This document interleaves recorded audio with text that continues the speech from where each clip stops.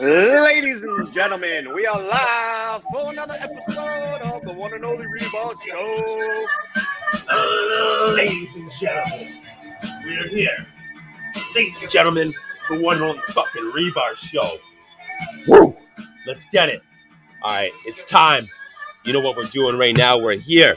We're doing it. Shout out the big dog, Sir Louis Cigars. Ho, ho, ho. Ooh, Msrp, they're calling me. Star 69. Take care of your cigars. Take care of your life. Look at this. Good at buffalo oil. That, it's coming. A little hanging there. Ladies and gentlemen, at all these fine establishments, use promo code REBAR. Save yourself some money. Save yourself some time. Boom. JP Fingers here, the one and only, the illustrious Herf Head, a.k.a. Elastic Ass. What's going on, Herf? Not much, brother. How you doing? I'm doing pretty good. Probably the Yeah. least amount of drinks I've ever had before an episode. I think you're sober. I honestly want to. I want to say I'm sober. I don't have any. I don't have a response for that. I would say I'm Okay. sober. Don't shit yourself tonight. But listen, check it out. Ladies and gentlemen, the one and only I'm 2 Reebok for Show. 3 right now. I didn't want to interrupt, but I'm 2 for 3 right now. For the past 3 times that I've been drunk, I've shit myself. All right. I'm not a dairy guy. A coquito, I love it, not. but I'm shitting myself. Yeah. Nah, that's no good. Sorry, I gotta clear it up. I just gotta. Ladies and gentlemen, the one and only Rebar Show may say and do some dumb shit. And if you're offended by anything we say or do, go shit your pants. Try it. It's liberating. It's not. Eat a It's not. big bowl of lentil soup. Each pair of my underwear costs $30 a pop, and of course, every time I'm wearing them, it's always the light color on the inside when I've, drank the coquito. I'm by no means fucking proud of this, but I mean, I will bring it up. We're all getting older. Everybody's getting older. The older you get, your grippers, your grippers, that's like the things on your butthole, they loosen up a little bit. Sphincter. Sphincter grippers, they loosen up a little bit, and your boy shit himself. You get all loose. You get all loosey goosey up in your shit pussy. It fucking happened. Dude, it happened. Have you ever seen the movie, what is it, Road Race or something, where the kid's like, Dad, I'm prairie dogging. Right? Dude. Because and her brother's like, what's that mean? And she's like, I'm prairie dogging. It's like, doop, doop, turtles like, coming out. Turtle poking. That prairie head just sticks his head out of the hole a little bit, looks around, and then decides. But then you got to tighten up. Just saying. Sorry. I mean, maybe if you're gonna drink, just throw on a pair of Depends and rock it. No, it's only when I drink. It's only when I drink coquito. That's it. Regular drinking, I'm good. Heavy dairy, heavy lactose. What is coquito?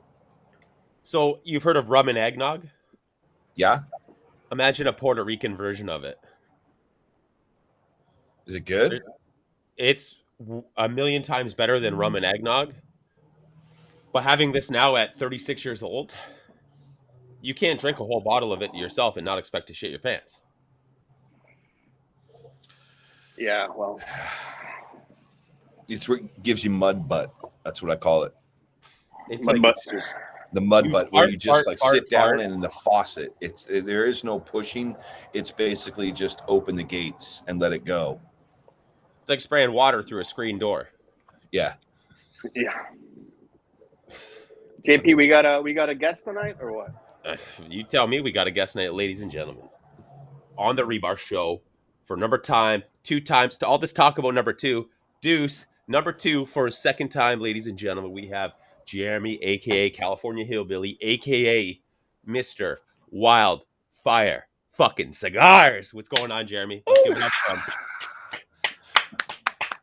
Seriously, we need to get like a fake, clapping, like the canned clapping that when you do, you could like hit it. I do have it saved on Spotify, the fake applause.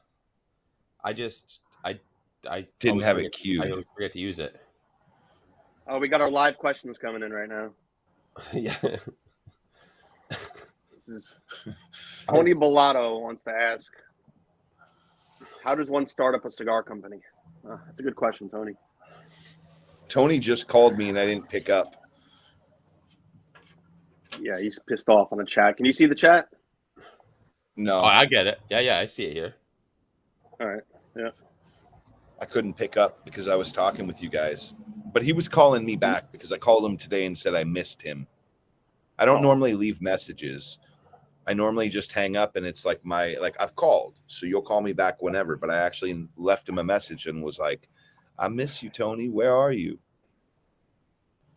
And now, how does you're one of those dudes that leaves like a second voicemail, but there's nothing on it? There they are.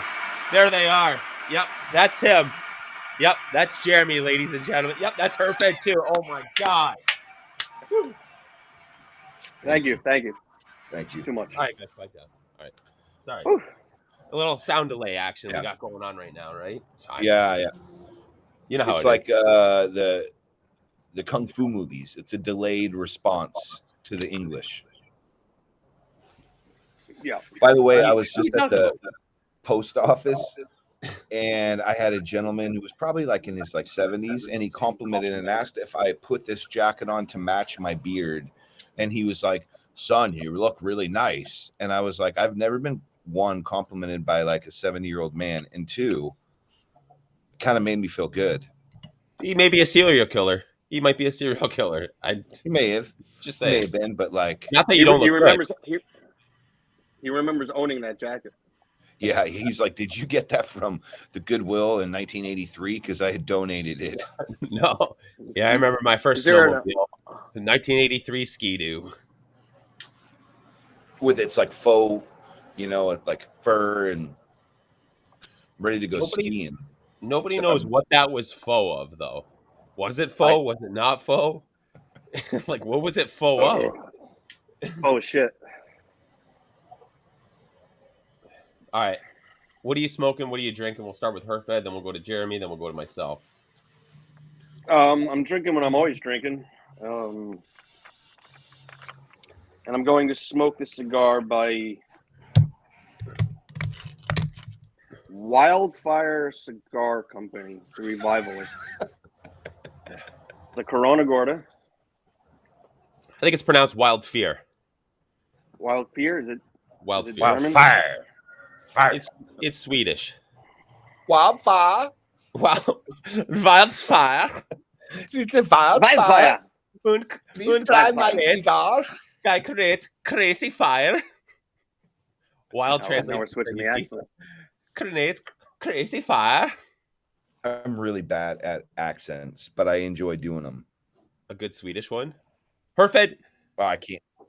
What flavor is the high noon that you're drinking, at least? I always get intrigued by what the flavor is. Watermelon. Okay. All right. On to you, Jeremy.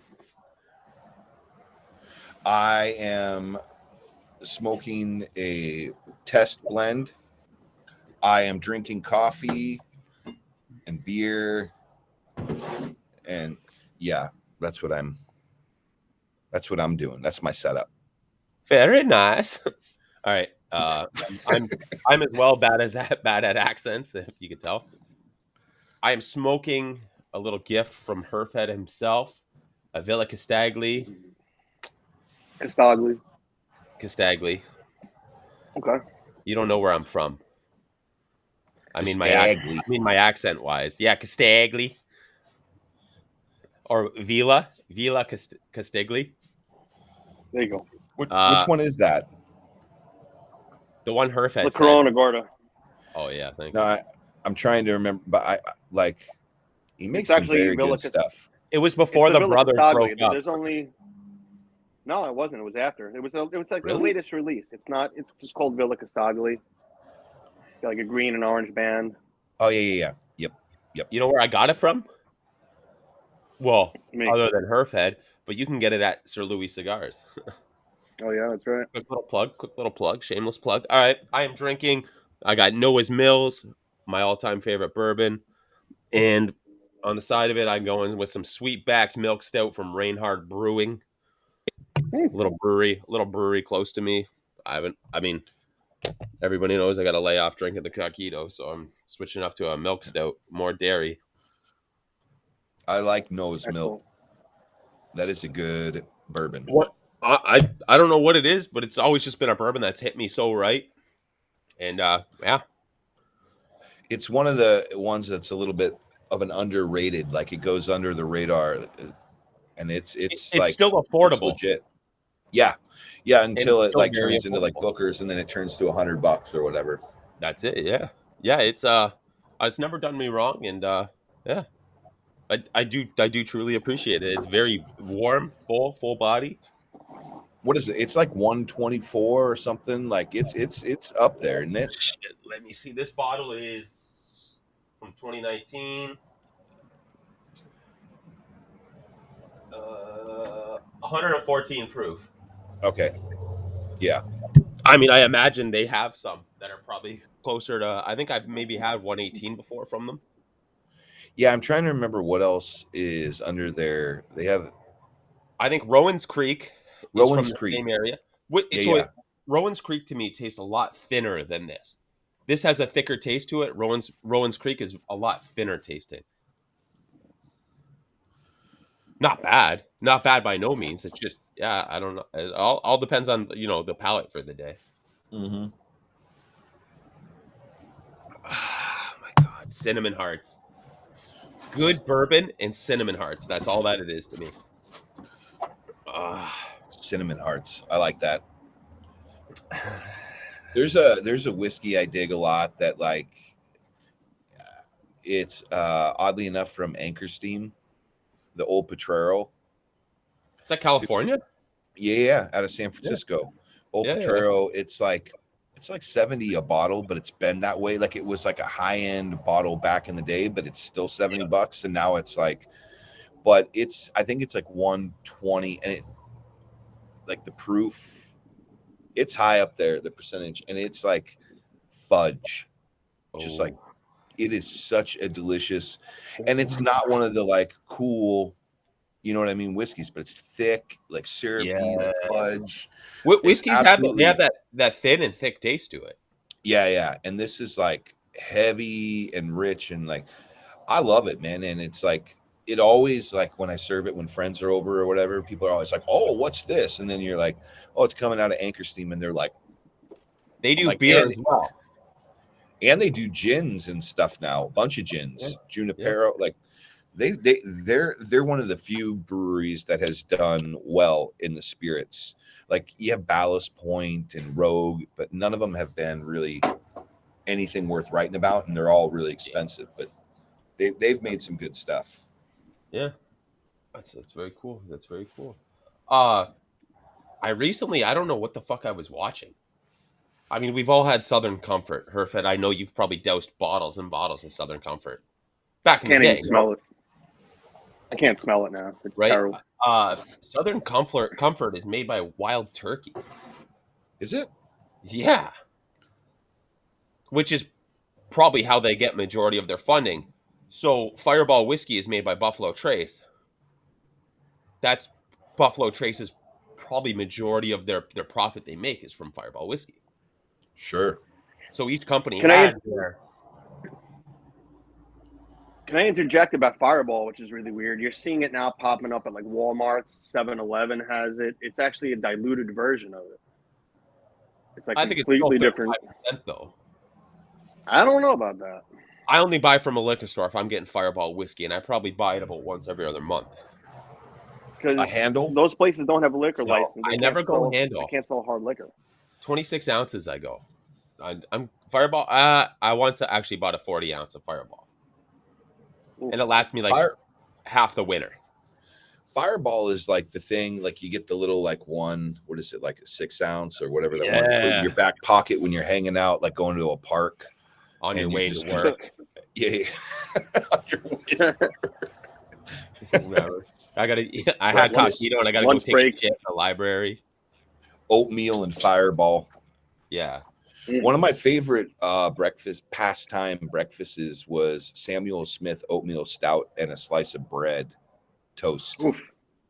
Okay. Like it's just like when I worked at the cigar store, because like all you did was smoke all day, and then I would go home and wake up, it'd be midnight, and have to be back there at 10.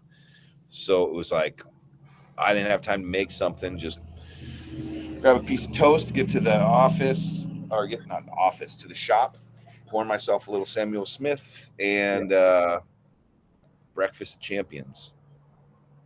You guys got to hear my wife's new thing. This is my wife's new thing. She does the grocery shopping, right? She likes doing the grocery shopping. She goes there frequently looking for deals all the time. She brings a Yeti with wine. Yeah, a Yeti with... It's literally from our house to the grocery store. The grocery plaza is a fucking mile away. Okay, whatever. I'm like, let me know when you're home. I'm gonna help you carry the groceries out of your Jeep. Okay. She texts me and I'm grabbing everything, and I see her with her Yeti, and I'm like, what the... Like, I'm like, you never bring your Yeti out of the house. She's like, oh yeah.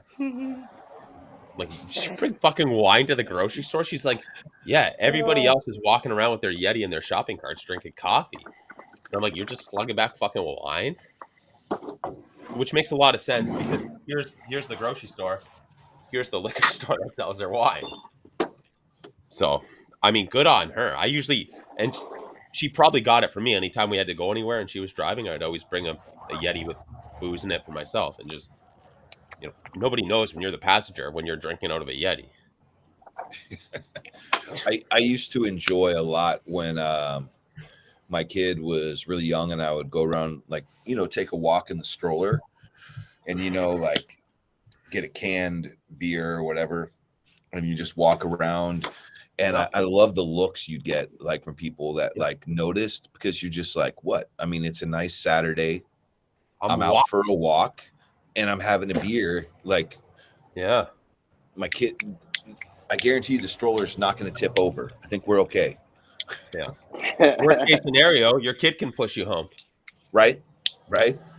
Win-win. Or I can get in it and just kind of scoot myself and hold the kid.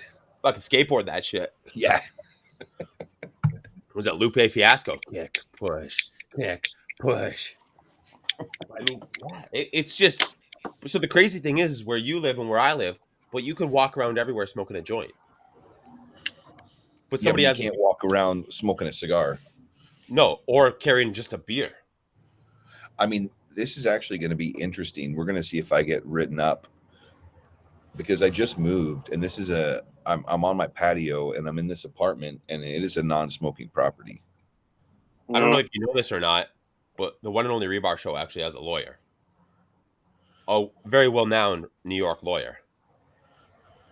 Well, we'll find out if I need him after this. He will fight the fuck out of that.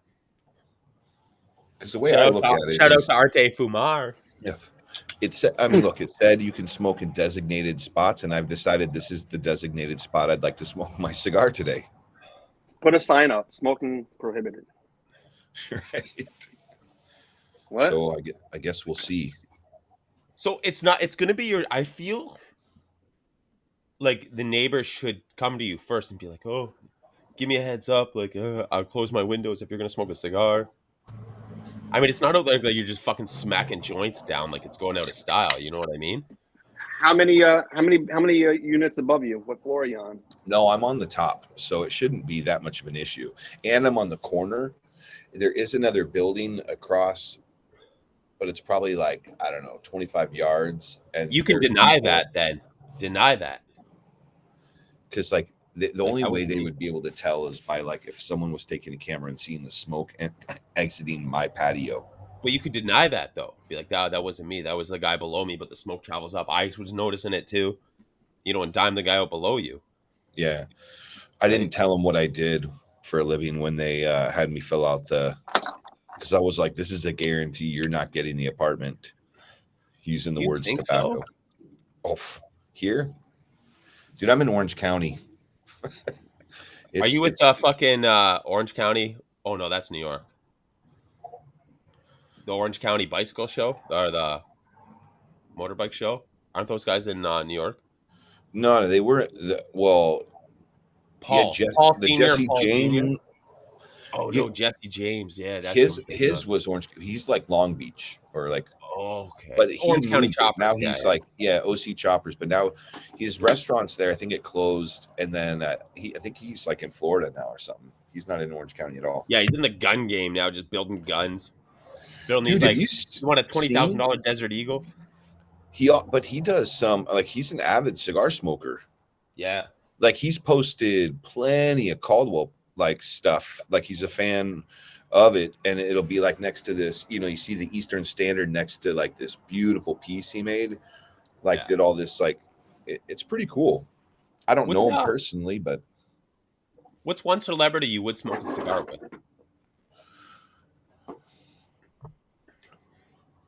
And you can't say me. Do they need to be a cigar smoker, or in this, do I get to imagine that they smoke cigars? One that you have to imagine, and one that you actually would that smoke cigars.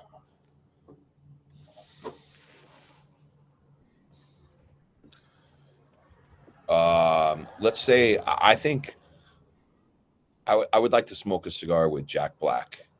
Okay. I think it would just be entertaining. Like, and then when you get like enough, then you just leave. Yeah, like stop. Nacho Libre was good for about 5 minutes. Get out of here.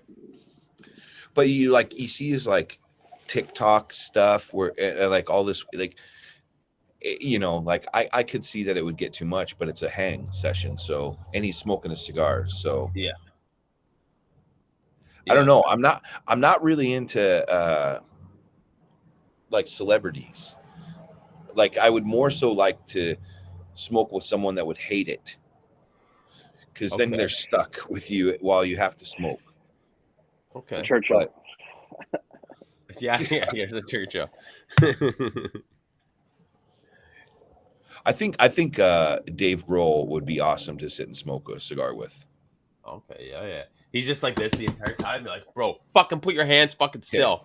Yeah, the ashtray is not a fucking top hat. Stop. He's like, hold on, man. I'm gonna write a new hit. Yeah. He's like, have you ever heard this song? You're like, dude, it smells like Teen Spirit. Stop. Like, I get it, man. I get it. All right. We got Dave Grohl. We got Jack Black. Herfhead, what about you? One non-celebrity and one non-cigar smoker and one person that you think smokes cigars. I don't think either. I don't know cigars, by the way. I bet you. I could see Dave Grohl maybe doing that. Maybe like 4 times a year. I just saw the Get Back Beatles thing, and they're like smoking cigars through the whole thing. The Beatles, like when they were recording, like it looks like machine rolled stuff, but they were smoking. Wow. Getting those Troyas, smoking them Troyas. I would have to say maybe someone that doesn't smoke, definitely Tom Waits. Okay. And somebody that does smoke, JP Fingers. We don't count. Remember, we don't count. Tom Waits doesn't smoke. He quit. What are you talking about? Oh, he quit.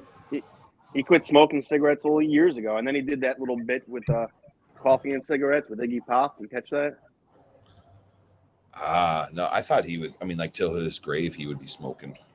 No, but he did a really good coffee and cigarettes. He did a little bit with Iggy, and it was good. Someone that does smoke cigars and it's a celebrity, fucking Babe Ruth, sure. Okay. All right, me, number 1, Patrick Warburton, Putty, Jeff Bingham. Person that doesn't smoke cigars.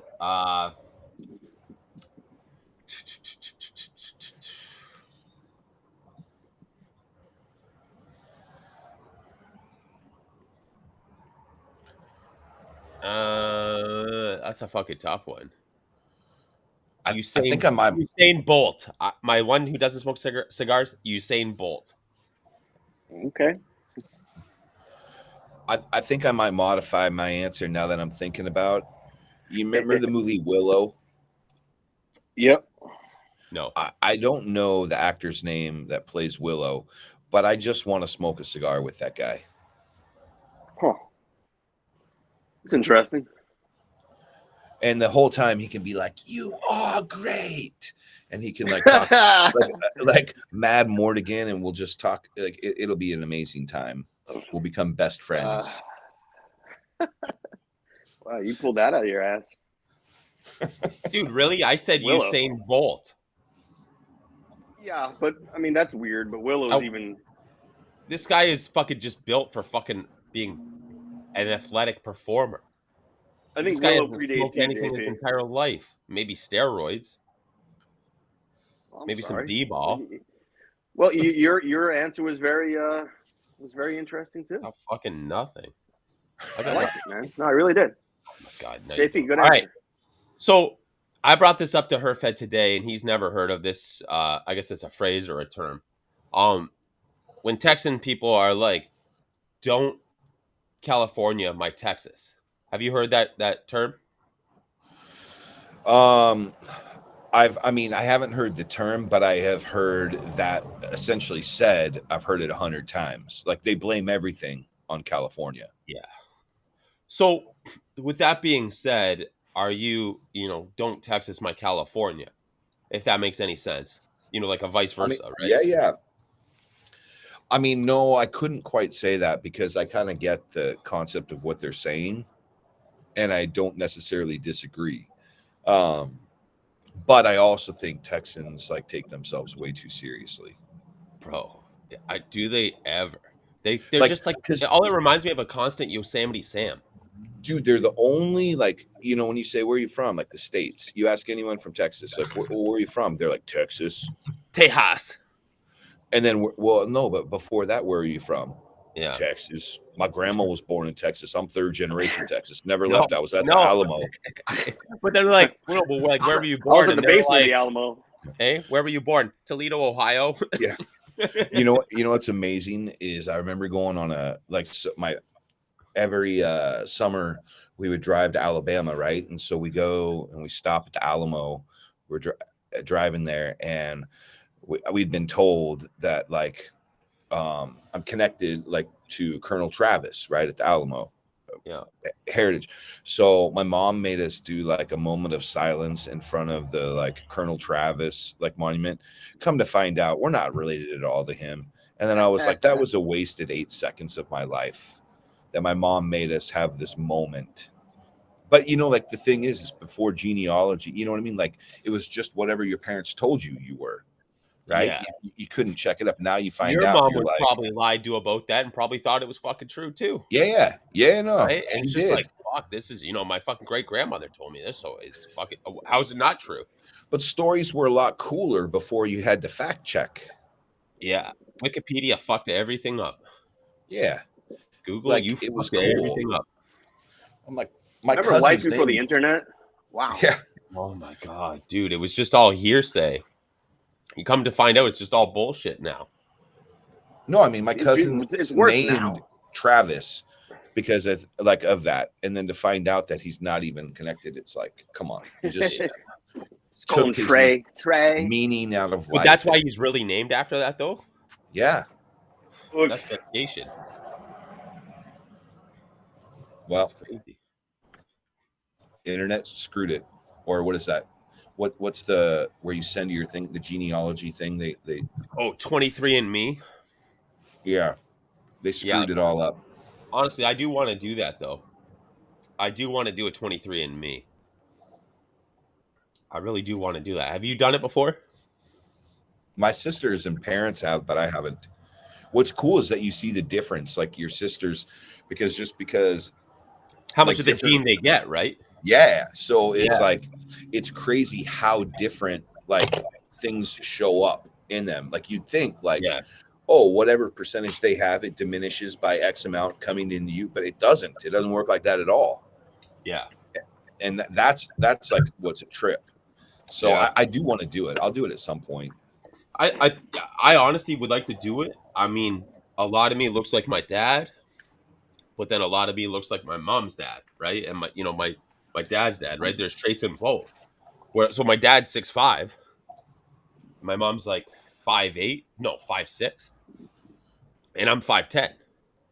So I mean, I still got fucked on the height a little bit, not as bad as Herf head, but Fuck you. I'm stocky though. You know what I mean? I'm built like Herf head, That's stocky. You're a fucking shrimp. That's all right. but I'm a shrimp in a Canadian fucking shrimp. whale mouth. Run up on me, bro.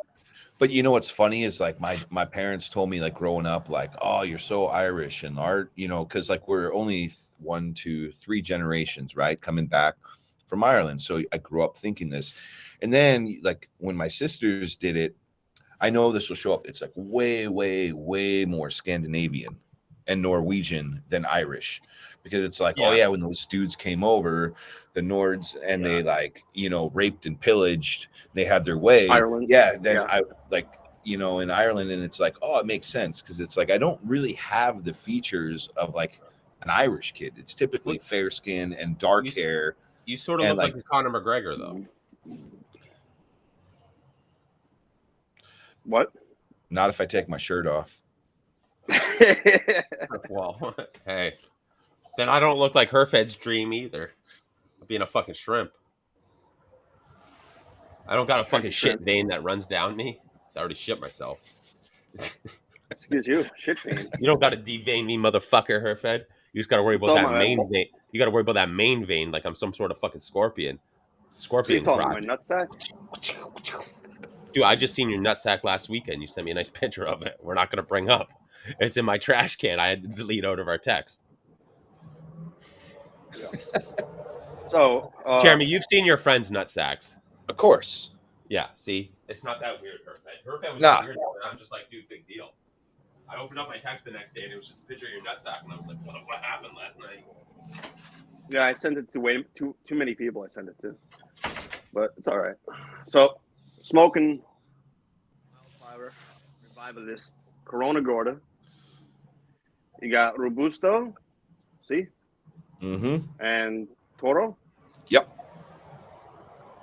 And then you got the single that comes in a 6x52. It is a 7 by 50.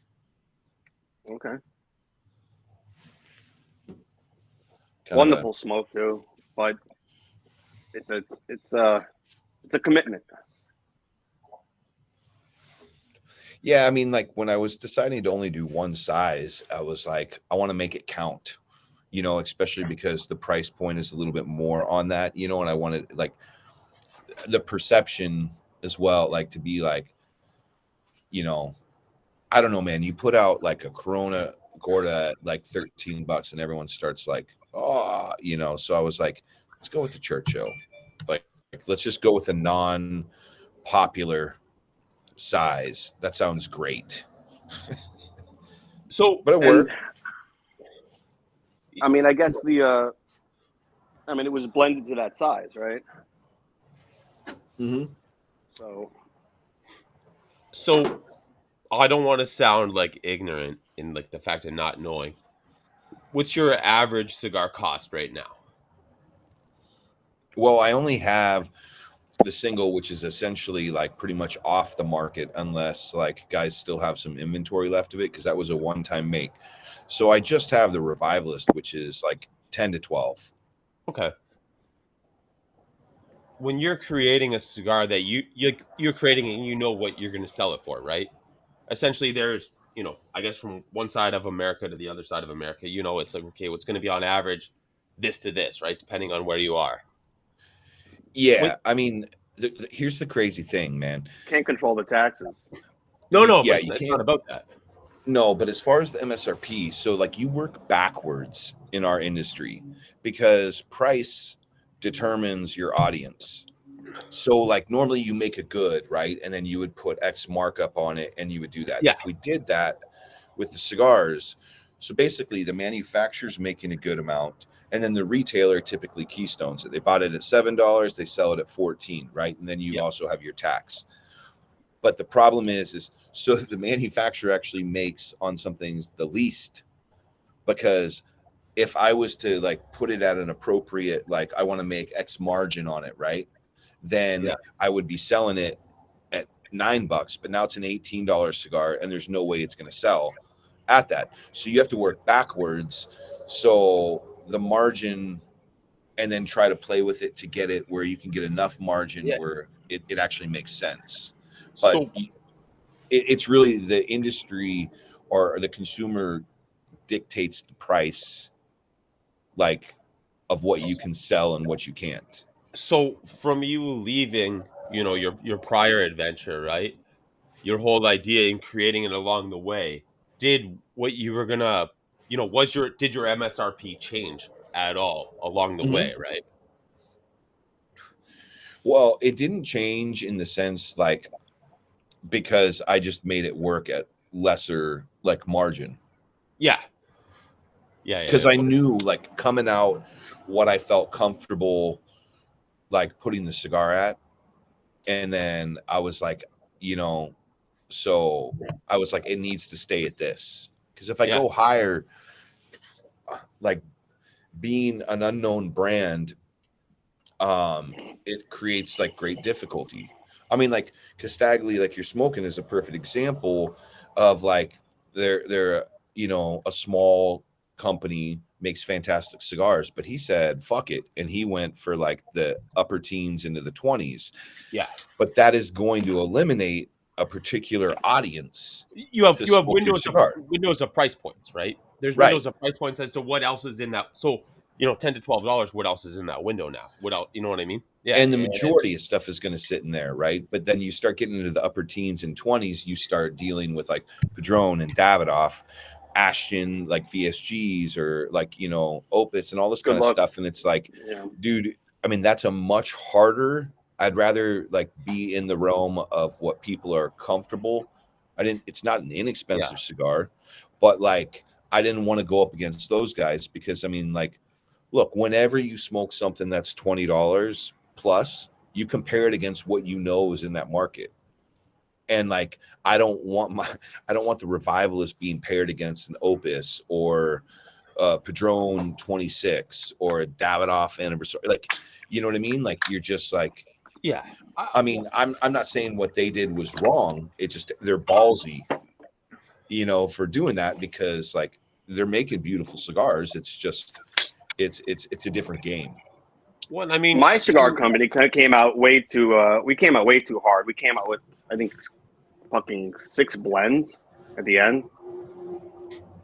In this see, span of like 6 months, it was like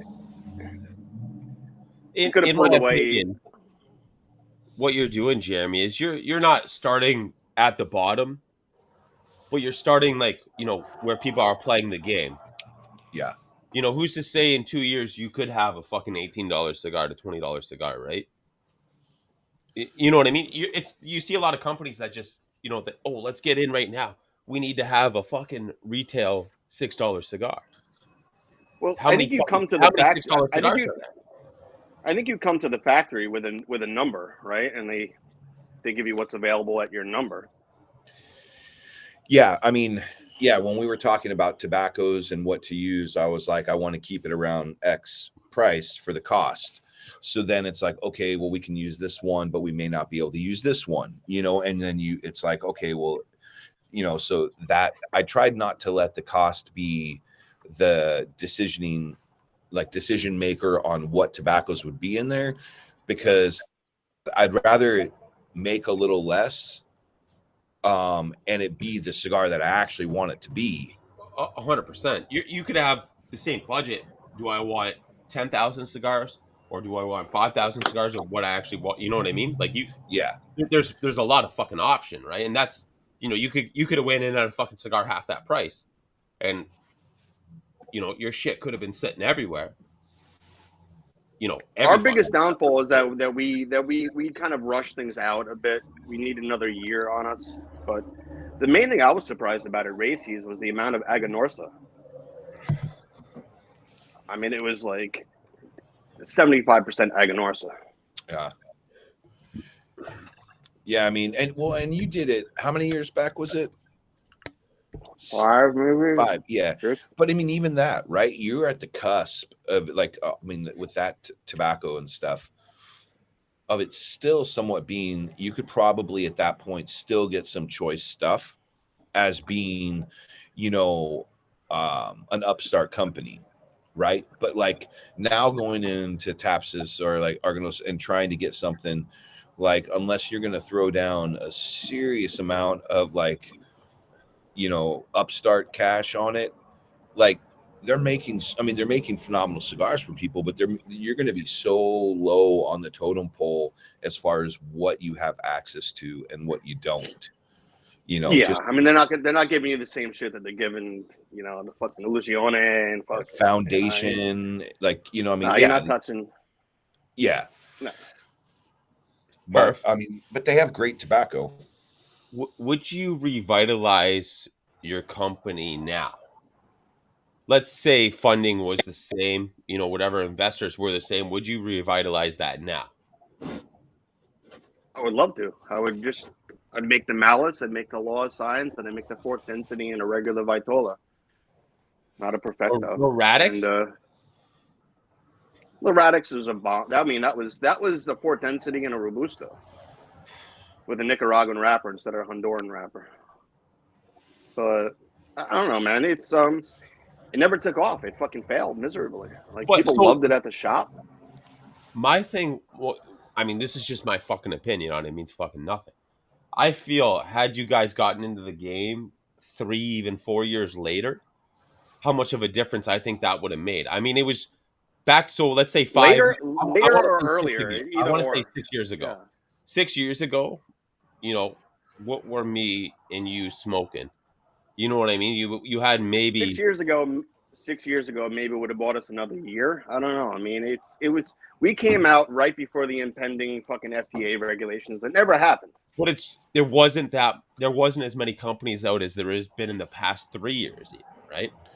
We came out the worst year possible because everybody and their grandmother had a cigar out that year because it was the last year you could put cigars out. Yeah. So it was and everybody dropped that already was like producing 10 lines added to their portfolio because everyone was so concerned. Yeah. The biggest thing as I've seen, and I think summarizes like and I'm not going to say success or failure, but like what doesn't work is like I have had some like you sent me some of those your cigars, right? And they're good smokes.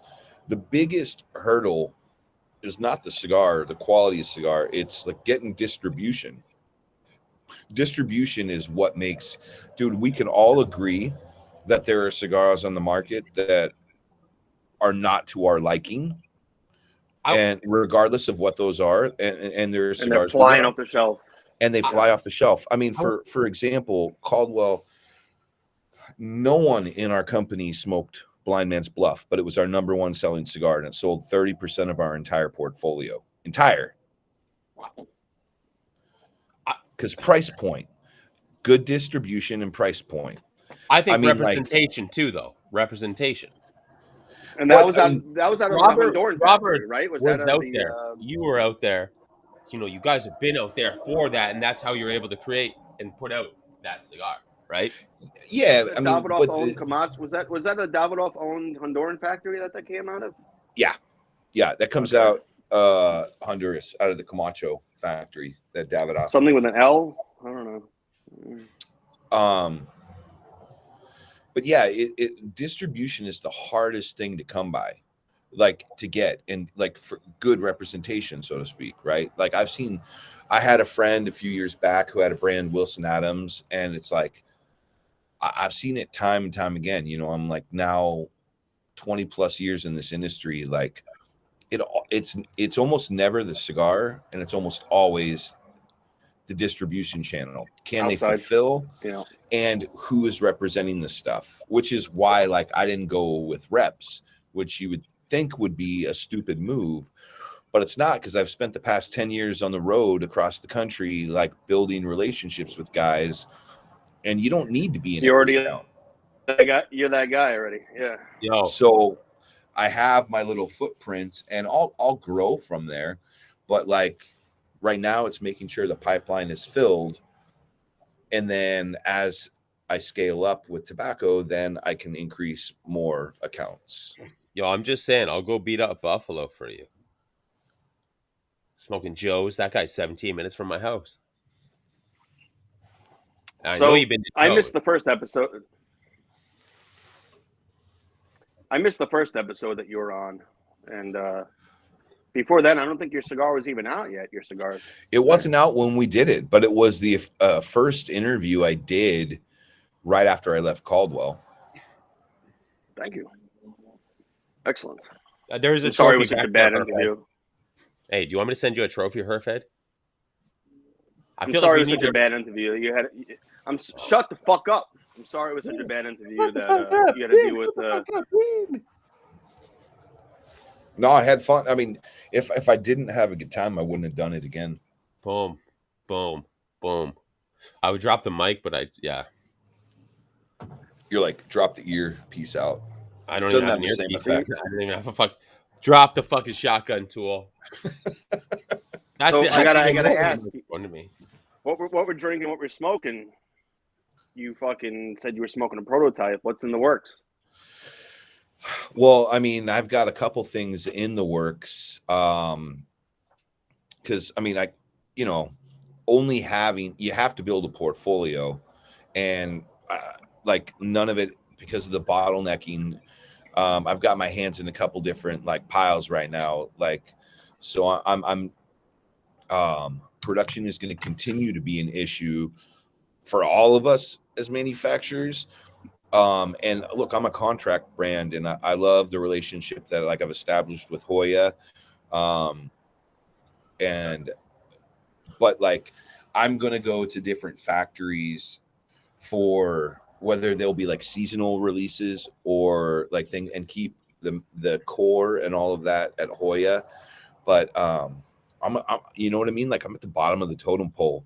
So I have to get my eggs out of one basket, and it doesn't mean I'm leaving them. It just means I need to like diversify, because like I won't have a cigar out for 2 years if I just leave it as is, you know. Don't start moving now. Yeah. It's So a process. what I'm doing is like, it's not something that happens overnight. And people don't correct. think, oh, you put a cigar out, and it's like, hey, that's a year and a half of my life, 2 years of my life that I fucking put into this.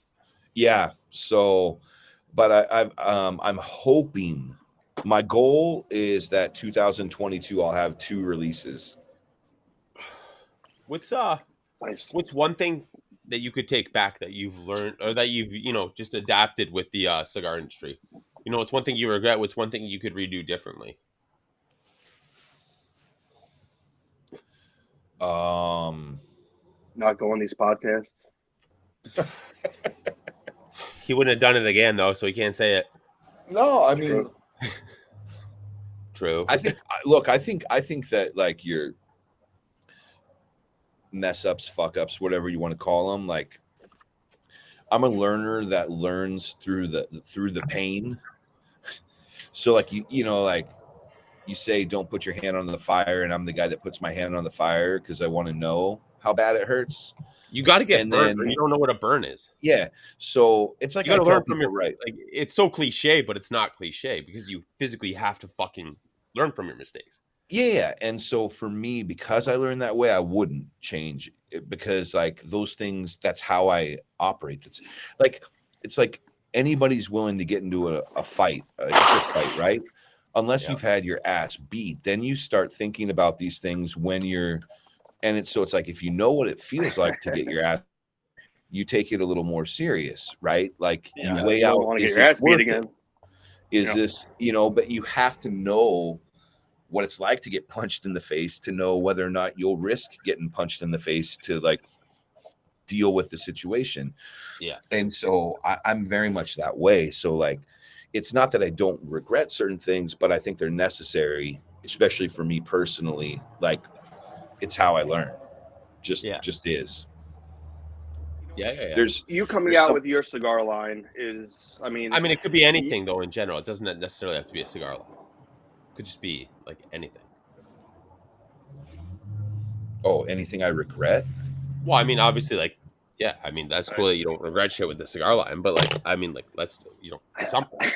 I mean, there's a lot of fucking shit in life. This is not just strictly a cigar show. The show is not going to be 3 hours long. So how deep are we going? How deep is this rabbit hole? No, you're the pool. I'm on the diving board. You tell me. That's such an open-ended, like. That's not a fair question. Okay, so what's one thing? I'm. Wait, like what? Like I should have told my dad I loved him more. I mean, like what? Like how deep? Like Well, I Don't make mean, me start crying, brother. really, it was up for you to pick. And now ah, you're making me like, oh, give me some more limitations in the question. I mean, this is that's like true. like we're at the fucking DMV right now, and I'm just like, there's 3 people at left stop signs right now, and there's 4 people at the right one, but there's 2 people going straight that have the right of way. After the people that go straight that have the right of way, who they can goes first? I'm answering by the like obscure answer of saying that like I think regrets are important. They shape us. So I have A regret is plenty. only something that you're gonna do once. I'm sorry, it's something that's been done once because you're not gonna do the same Same thing thing. again. Like, man, I keep saying I'm Same thing not. as getting burned. I keep saying I'm not gonna walk up the steps blindfolded, and I do, and I stub my fucking toe. Yeah. I don't like poop dick. Okay, you don't like passing in the butt. I get it. I mean, yeah. The trick is you got to usually take a bath before. Yeah, you know. Hope they're a salad eater. Take a solid fucking shit. Get the person take a You know what's solid worse than dump. poop dick? What's worse? Dick? Fucking $30 poopy underwear. Poop tongue. Oh, sorry. Yeah. That is I worse. mean, yo, do you eat booty, Jeremy? This could be for a Tinder profile too. It's no, it's not my. I mean, have I? I mean, You. like, hey, when So in you're Rome. saying you will. You're saying you will. But I do. It's not my thing. But you would though if it was just like you're not eating pussy. So if the person's on all fours, you ain't eating pussy properly or whatever The person. till you hit a little bit of that fucking, you know. Till you get the tang. A little That's it, brown man. eye. Yeah, man. That's it. I'm telling you. Put a little cinnamon on that. All right. So, fucking A, man. Yeah. So, how much has changed from when before you started the company to now you started it? The Rebar Show had a big Good, bad, better. You know what? It's like it's tough right Your now. feet? Because like I had done everything I could do based upon my like foreknowledge and projecting to make sure like I had the pipeline filled and this and that, but there are things out of my control like the production. So my 3-month like turned into a 6-month turnaround, and I wasn't projecting for that. So like this past month, it's hard because I can't really actively go out and do what I would really like to be doing because I have to kind of conserve what I have as far as inventory to make sure that that pipeline stays open. So it doesn't make sense for me to be traveling to different states when I can't really, like, it's like when they're ordering, I'm like, okay, let's just do what you need to do to keep the stock, like your shelf stocked, but I don't want to go any deeper. So like I've turned down doing Christmas events and stuff like that because if I hand to this guy, then I'm taking from someone else right now. So there's a sense of like honestly uselessness. So you want to like, keep everyone's feet wet. Just yeah, like yeah. just until I can get it. And so it's like, you know, I'm talking with my retailers and I'm like, just hold on. And I'm trying to keep you like stocked. So like I am excited to be out on the road and working. And, you know, there's that aspect that it's like, there's a wall of production that's like in front of me that I can't do anything about until it comes. So, I mean, that's definitely like a much higher stress level than, you know, like for example, like those types of things that would happen with Caldwell, it doesn't directly rest on me. Plus we had a portfolio. If something goes, like I can push something on this, like someone onto something else. I don't have that ability right now. So it's definitely like stressful because like there's no safety net. You know what I mean? Like if I don't sell cigars, I don't make money. What made you pick Hoya? So twofold on that. One, I think that they're the most underrated, fantastic factory out there. They've done so much for our industry, even with like hybridized tobaccos that most people don't even really know about. They were producing full-bodied cigars, like really full-bodied. I mean, smoke a Dark Rojo Antonio, it's still stronger than the Lancero, bro. majority. Mind blowing Like fucking cigar. they put that stuff out. Like they have a hybridized Lajero, they have a Lajero on there. Like there's no like talk about them, but they're just these quiet that keep putting out these like studs. And like, so I loved that because it was like they don't deal with many manufacturers. So I knew that there would be ability to grow with them. And secondly, I love they're rustic. Like they're not like upfront spice. Nothing they make is like that. Like it's rich. It's like I to me when I smoke a Nicaraguan those Cinco cigar, Decadas are fucking. Yeah. Yeah, I mean, to me, they just like I love like when I smoke their stuff or you smoke Wildfire. It's like unmistakably that is Nicaraguan, like that dirty, earthy, like which I love. It's like the stuff that I got. That was the profile. Like when I got into cigars, you know, in the late '90s, that was like it wasn't about strength. Like, you know, I smoked a lot of like the Hoya Classic back then, which isn't even on the US market anymore because it's too light for them.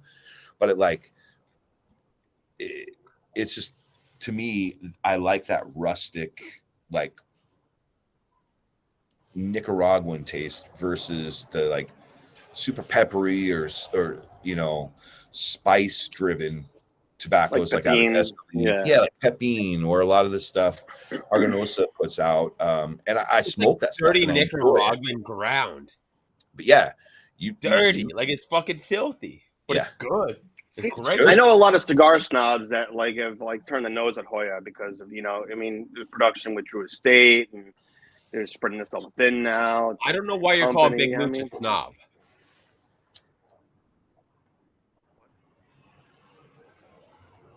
He's a slut bag. He's a slut bag. No, I mean Hoya is they're not necessarily what's relevant because like you're saying, like the guys, all the stuff that's getting any kind of like acclaim is not coming out of there. However, like they're like the sleeper, man. Like they keep producing stuff that's stellar. It's just that a lot of people aren't even giving it a whirl. They're not even going to it. It's like anything though. You could roll into, let's say, Toyota plant. There's people there that majority of people don't drive Toyotas. They're like, oh, I worked here, but this is what I drive. They drive it because they like to fucking drive it. You can talk to people that work at a fucking, GMC place for fucking 40 years. They ain't driving yeah. It's fucking interesting. JP, your analogies always suck ass. No, they don't though. They don't though. They really do. You kind of confuse like the whole room. Yeah, well, okay. Yeah, well, okay. I get it though. That's what I did. Yeah, I mean, like the thing to me is like you take Caldwell, right? And the whole point of like them going to Leo Reyes to get the tobaccos is like they wanted to be able to use specialty tobaccos, right? Coming out of the Dominican. And that was from Reyes? Yeah, from Leo. Almost all the stuff is coming from Leo. And the thing is I kind of look at like Hoya the same way. They have a lot of stuff that is not being used and a lot of tobaccos that are just sitting there because they have their fields. They have tobacco. Like, I'm not having to go source tobacco from another guy and get it shipped. So the thing is like, as I grow, I'm looking forward to being able to like, show me what you got. Like, what can I use? Like, what can I, like, give me something to play with that like is not readily on the market. Like, and Reyes is funny too. Send them that got, like, I mean, nobody. I mean, you ask anybody if they smoke a Saga. I bet a lot of people have it. They're fucking wonderful. And they got the Indian. They got the The other one out of Reyes. Same dude. The guy who runs Indian. Well, you have Eyebrows Leo and guy. then Phil. Augusto's. Augusto like supplies most of the Dominican tobacco like to the rest, like to Nicaragua and all that kind of stuff. And then Leo like does stuff like, but a lot of the tobacco's from Avo, a lot of the stuff from Davidoff Oh, has I come was out of thinking there. Debonair. Debonair. Debonair, yeah. Yeah. So I mean, like, I don't know. I Did you think do that that steak there's one, the red lovers meat. Who does that one? is that Saka? I think that's Steve That Saka. So what's Saka? that But I was think there's a company behind it. Well, he's using Absa, or was it Hoya for Hoya? some of his Was it stuff. Hoya? He It might have not been Hoya. everything. The Sober Mesa is Hoya,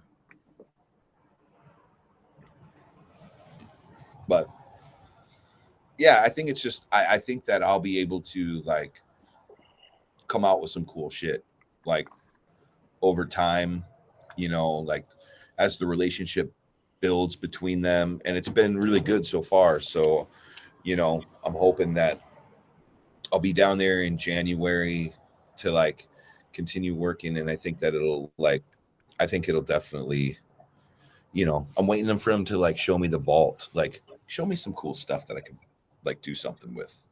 Yeah, you gain a trust and you gain a partnership. Yeah. You just spend a bunch of money Yeah. there. You How give was them the money. how was the Maximar show? Was that good?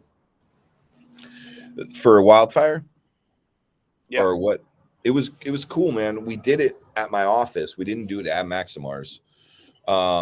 Because they moved lounges and now they don't have a lounge.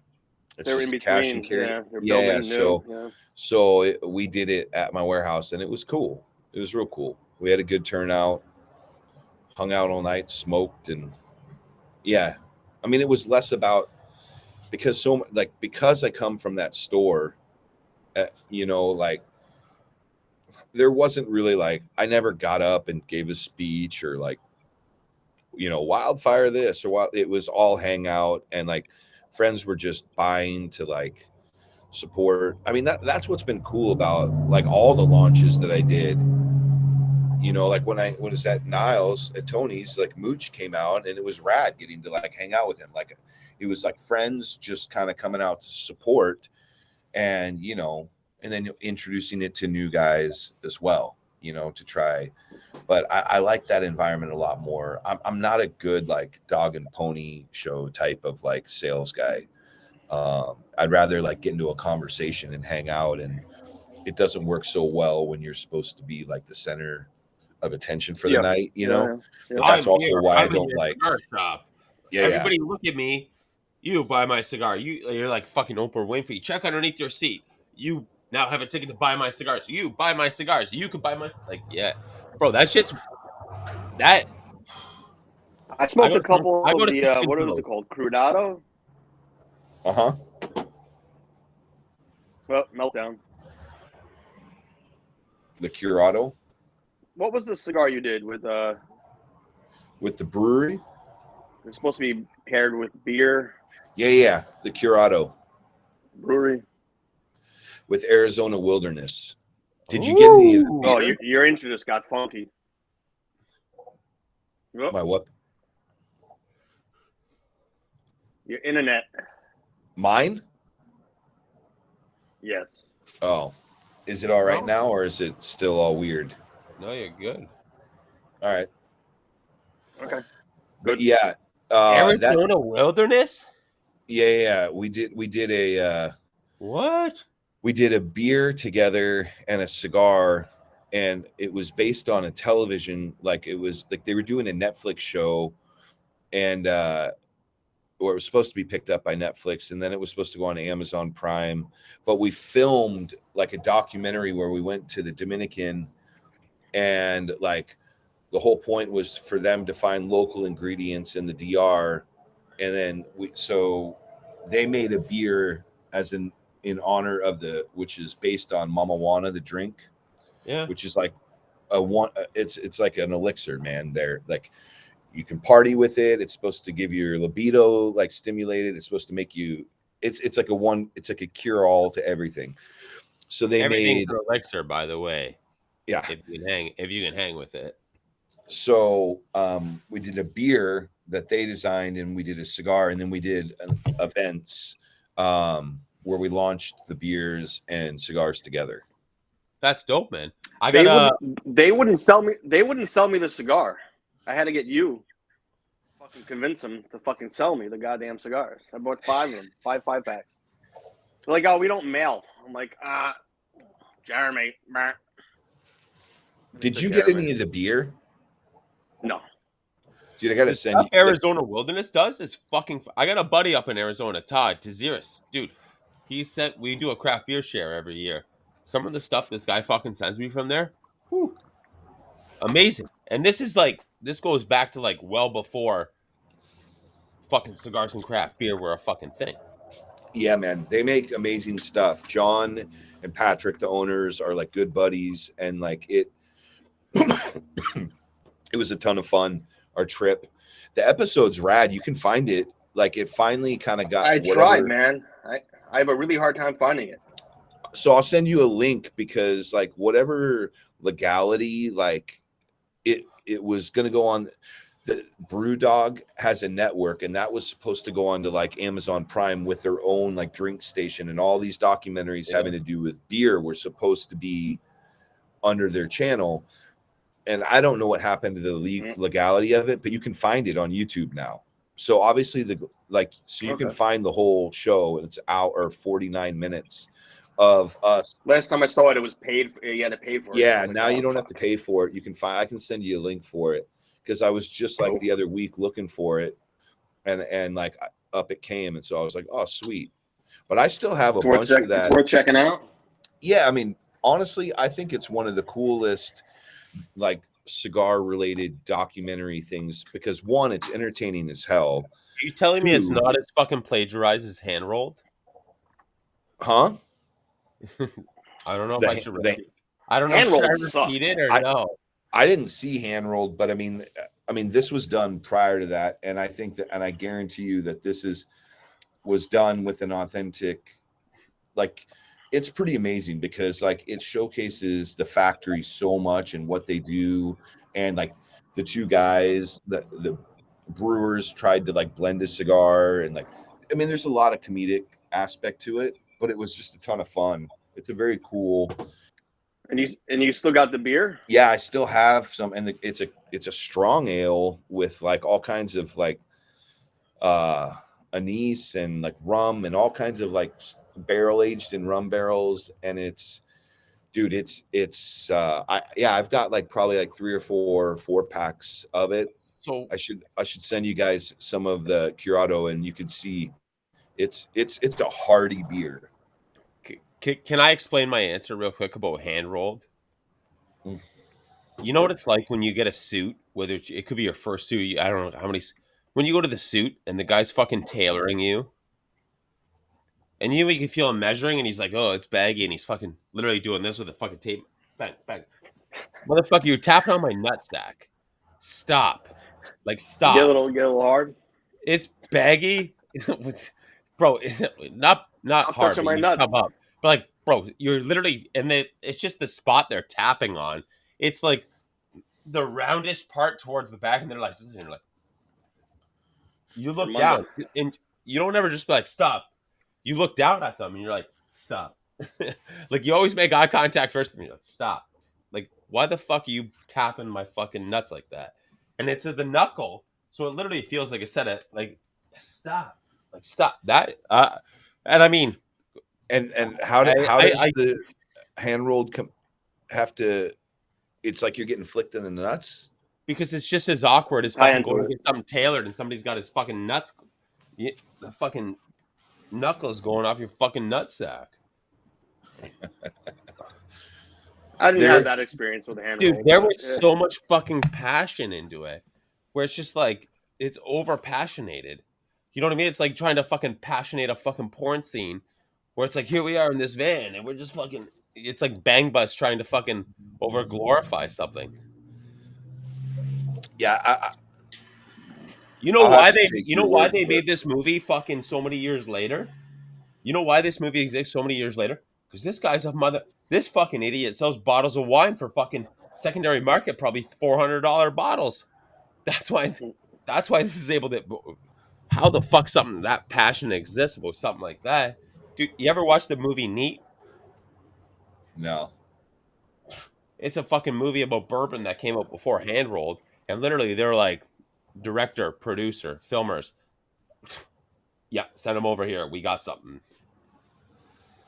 And it's like the equivalent of like somebody massaging a cock when they're rolling a cigar. Like imagine just a cock laying on a table and what they do. Like it's just straight fucking hand fucking Well, I can tell you too this much much, man. with no humor. In our episode, there is a point in which we were intoxicated, and we all three get me and the other two brewers get naked and get into a bathtub and smoke cigars with each other. And it was really funny because You're not naked. You're in a hot tub. No, we were naked. But you're in a hot tub.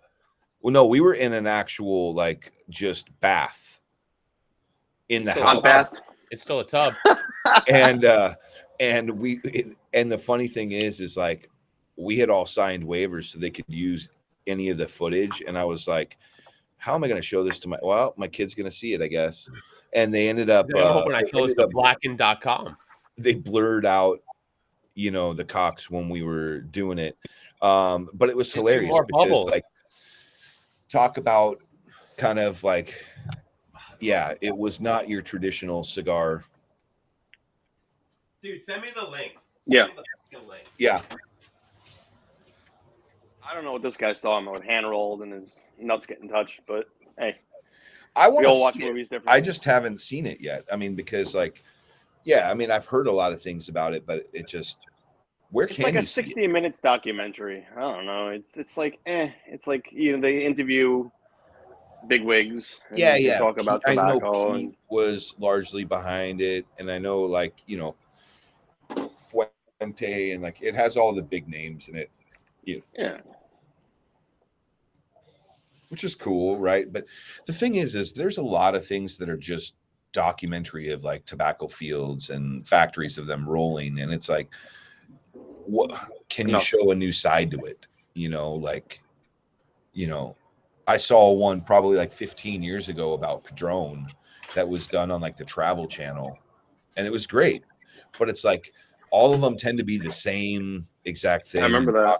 It's passion of like the rolling, and it's like I get it. We all get it. They show like the sprouts, and then they show the plants. It's so cuck-like. That's cuck shit. I mean, it's the same way they would show a beer being made. I mean, it's all just cuck-like process. All right. We got to get wrapping up the episode. I have a little segment I'm just introducing right now and that there's no sponsors to. JP Random 3. All right. Number one place you'd like to travel right now in the world to peddle cigars. Oh, to peddle cigars. Where are you trying to go? Where are you trying to go to work that shit? Work that booty. Work those cigars, Where do you want to go right now? What's your number one place that you want to just hit up, right? It's all about destination, not what you're doing. Yeah. I mean, well, like, so I want to go to Alaska because it's the only state I haven't been to in the U.S. But it has nothing to do with cigars, although it was almost all done through cigars, my travel. Okay. But they don't do much. But I want to see the Aurora Borealis. Right? Like, so that's like, it's not a bucket list. Like, I'm going to make it happen. I just haven't done it. Yeah. So, yeah, I'll go peddle cigars there, even though it won't work, but I'll still get to enjoy yourself. That's a pleasure trip. Yeah. All right. Yeah. Number 2, hotel/motel, RV, tent. Okay. Tent. I'm look, man, you don't even like, when we first started like Caldwell, we were staying in our motels, right? And then we got to the point where like we could be bougie and we were staying in hotels. But the thing I realized is like it doesn't do anything because you're only there for like 4 or 5 hours sleeping, but you're paying these prices and it just doesn't make sense. And I'm all about the like RV or like, you know, a van and then tent in it, because like I'd rather make that money than spend it on a bed for 5 hours. Yeah. Well, dude, Bed in a shower, maybe a shower, Maybe Oh, whatever. you know I can what? deal. I mean, I'm dude, full it's for catching cigars. a You can good deal without shower. that. I like to catch a good shower. I do like a nice shower. All right, last question. We're talking about food. Japanese, Spanish food. You put that under your umbrella.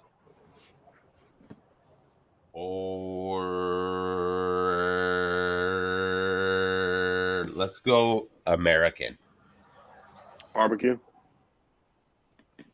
I'm gonna go Anything. Japanese. Okay. I love Sushi? fish. Yeah, give me some sushi and like, Yeah.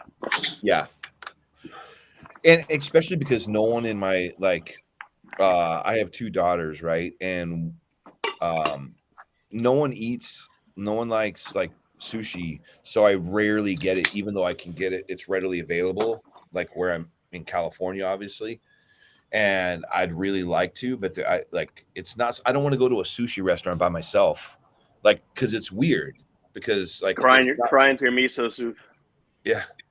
So it's like, but yeah, Japanese That for soy sure. sauce tears. Soy sauce tears. It's a Your fucking soy uni sauce is so much tears. better than our uni. Our uni sucks. Our uni travels too far. Your uni is like banging on California. Oof. All right, Herfhead, number one place to travel in the world right now, just to fucking do what you're doing now. Where are you traveling to?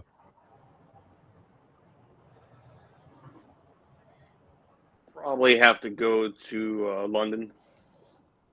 Like London, Ontario, or London, England?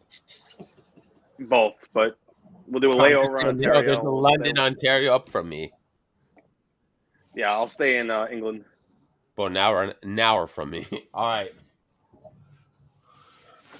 let's go. You're gonna smoke a cigar someplace in the world right now. Can't be with me. Can't be with Hillbilly. Where are you smoking that cigar? Pittsburgh. All right, going to the Berg. All right, you're gonna eat one type of food. What 3 places? I'm giving you these options: Honduras, Dominican Republic, Jamaica. What are you eating for food wise? Where you? Which place are you eating from? I haven't been to DR. I've been to the other two, and I'll stick with Honduras. Okay, going Honduras. Going Honduras. And I'll try to find myself a nice piece of fucking liver. Dude, you know what? I'm down. I like that. Liver is so fucking underrated. You That's like know the what? inside steak. Liver is like a fucking cut of steak. It's the inside fucking. It's organ steak. Liver If you You is got know what liver on I the menu, I'm getting organ it. steak. Yeah.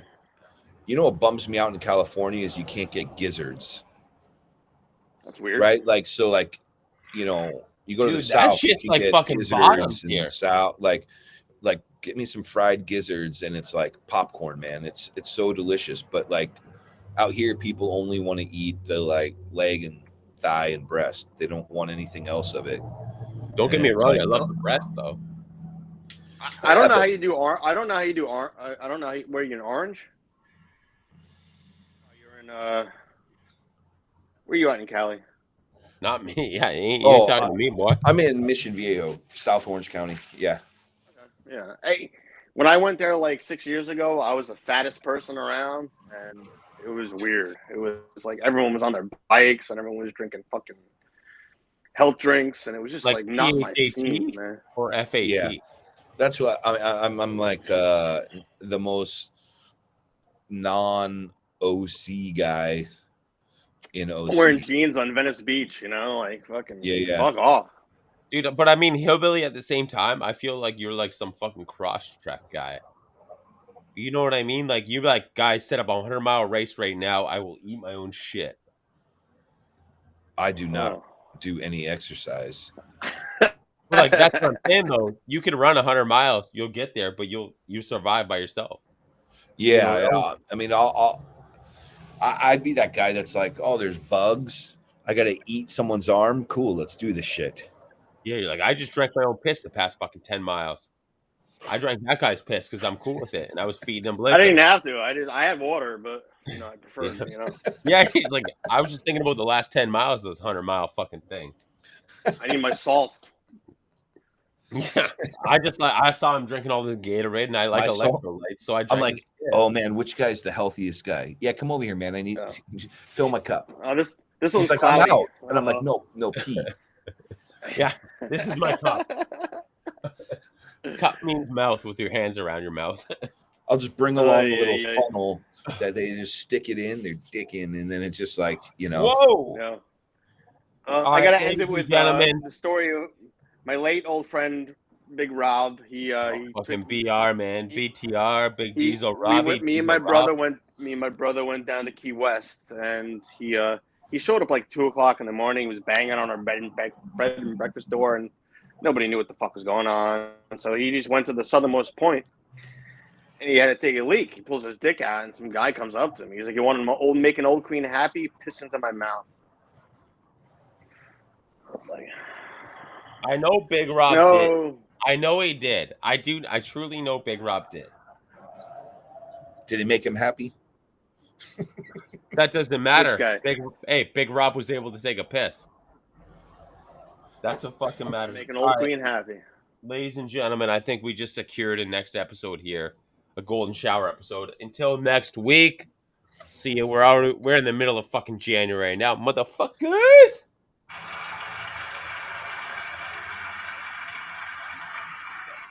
Thank you.